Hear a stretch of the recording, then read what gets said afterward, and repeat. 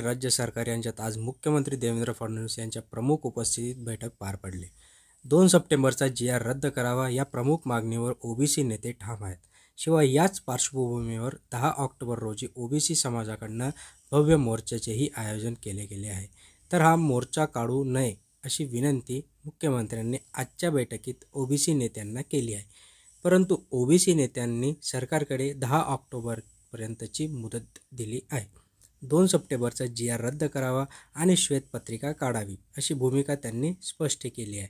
आता या पार्श्वभूमीवर बैठकीबाबत ओबीसी नेते विजय वडेट्टीवार यांनी मीडियाला माहिती दिली आहे की आज मुख्यमंत्री, दोन्ही उपमुख्यमंत्री, ओबीसी नेते छगन भुजबळ, पंकजा मुंडे, चंद्रशेखर बावनकुळे यांच्यासह महाराष्ट्रातील आमचे सर्व ओबीसी नेते या बैठकीमध्ये पार पडले। यामध्ये 2 सप्टेंबरचा जी.आर. संदर्भात जो मराठा समाजात मोठ्या प्रमाणात ओबीसीकरण, कुणबीकरण करण्याचा जी.आर. काढला आहे, या जी.आर.वर आणि ओबीसींच्या अनेक महत्त्वाच्या मुद्द्यांवर चर्चा झाली। तसेच यावेळी छगन भुजबळ, पंकजा मुंडे यांच्यासह अनेक ओबीसी नेत्यांनी भूमिका मांडली। यावर सरकारकडून सकारात्मक चर्चा होईल आणि ओबीसी समाज या जी.आरमुळे फार मोठ्या अडचणीत आलेला आहे, त्याचं अस्तित्व संपवण्याच्या मार्गावर हा जी.आर. आहे। मराठवाड्यातील अनेक जिल्ह्यात कायदा सुव्यवस्थेचा प्रश्न फार मोठा निर्माण झालेला आहे। अनेक समाज एकमेकांविरोधात उभा राहताना दिसत आहे। समाजात प्रचंड मोठी दरी निर्माण करण्याचं काम या जी.आरमुळे होत आहे, हे आम्ही मुख्यमंत्र्यांना निदर्शनास आणून दिले असं विजय वडेट्टीवार यांनी सांगितले।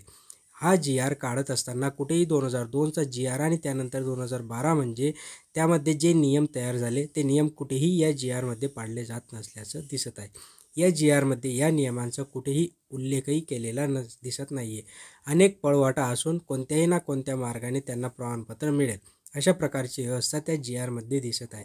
स्थानिक चौकशी अहवालात या गोष्टीचा समावेश केला गेला आहे। त्यातून सरसकट पूर्ण वंशावळ कसा लाभ होईल अशा प्रकारचा विषय आम्ही या ठिकाणी मांडला असल्याची माहिती विजय वडेट्टीवार यांनी दिली। याचबरोबर आम्ही सांगितले की 2 सप्टेंबरचा जी.आर. रद्द करा, मीही मागणी केली आणि पंकजा मुंडेंनी सुद्धा मागणी केली आहे। 2014 पासून मराठ्यांना ओबीसी प्रमाणपत्र दिले जात आहे, कुणबी प्रमाणपत्र दिले, त्याची श्वेतपत्रिका काढा, ही देखील मागणी या बैठकीत करण्यात आली। भरपूर मागण्या होत्या, परंतु ज्या महत्त्वाच्या मागण्या आहेत त्या मागण्यांना आमच्या हक्काचं संरक्षण आधी करणं हे आमचं काम होतं, असंही विजय वडेट्टीवार यांनी सांगितलं। दरम्यान यामध्ये मुख्यमंत्र्यांनी आम्हाला या जी.आर. संदर्भात सविस्तर माहिती देत असताना आमचं समाधान करण्याचा प्रयत्न केला। आम्ही विनंती केली की तुमचा 10 ऑक्टोबर रोजी होणारा मोर्चा रद्द करावा अशी त्यांची मागणी। मात्र मी मुख्यमंत्र्यांना विनंती करतो की तुम्ही म्हणालात आमचा DNA हा ओबीसी आहे, तर माझी विनंती आहे की 2 सप्टेंबरचा जी.आर. रद्द करा आणि 10 ऑक्टोबरला तो निर्णय घेऊन तुमच्या प्रतिनिधी मोर्चात पाठवा, श्वेतपत्रिका काढून, आणि तोच 2 सप्टेंबरचा जी.आर. रद्द करून प्रतिनिधी मोर्चा पाठवा। आम्ही त्या प्रतिनिधींचं आणि सरकारने घेतलेल्या निर्णयाचं मोर्चात स्वागत करू अशा शब्दात विजय वडेट्टीवार यांनी आपली भूमिका स्पष्ट केली। पण सर्व सकल ओबीसी महामोर्चाने ठरवलं की 10 ऑक्टोबरचा मोर्चा, या मोर्चात ओबीसी बांधवांच्या मनात जो संताप आहे तो व्यक्त करण्यासाठी महाराष्ट्रातील ओबीसी समाज येणार आहे। जर मुख्यमंत्री आणि सरकारला काही वाटत असेल तर त्यांनी तो सकारात्मक निर्णय घ्यावा, अन्यथा 10 ऑक्टोबरपर्यंत त्यांना मुदतवाढ दिलेली आहे, त्याच्यानंतर काय होईल त्याच्यासाठी सर्वस्वी सरकार जबाबदार असणार असल्याचं त्यांनी सांगितलं।